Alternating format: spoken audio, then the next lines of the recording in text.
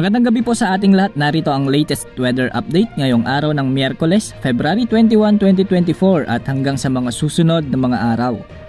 Patuloy pa rin magdadala ng mainit na panahon ang easterlies o ang mainit na hangin mula sa karagatang Pasipiko sa buong bansa at magdadala ito ng mga kalat-kalat na pagulan pagsapit ng hapon, lalo na kapag sinabayan ito ng mga localized thunderstorms. Sa Luzon, asahan ang generally fair weather conditions o ang posibleng pagkakaroon ng mga bahagyang maulap hanggang sa maulap na papawirin na may pulupulong pag-ulan at pagkidlat pagkulog sa malaking bahagi ng rehiyon.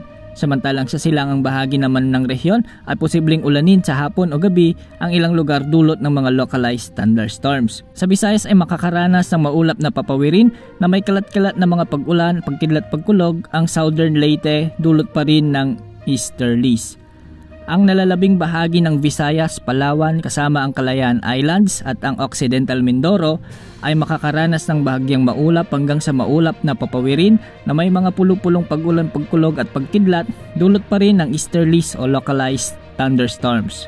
Ang Mindanao naman ay asahan ng maulap na kalangitan na may kalat-kalat na pag-ulan at pagkidlat pagkulog dulot ng easterlies sa Dinagat Islands, Surigao del Norte at Surigao del Sur. Posible ang flash flood o landslide dahil sa katamtaman hanggang sa kung minsan ay malakas na pag-ulan sa mga nasabing lugar.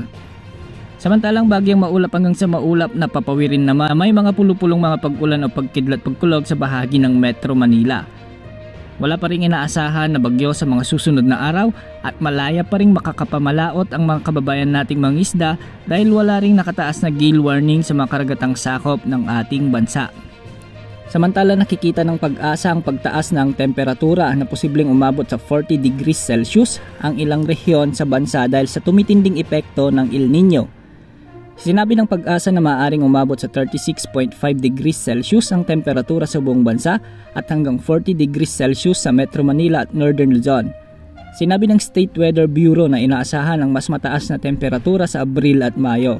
May warning din ang ahensya na 41 provinces ang maaaring makaranas ng tagtuyot kapag tumama na ang El Nino sa Abril o Mayo na nakakapekto sa halos buong bansa.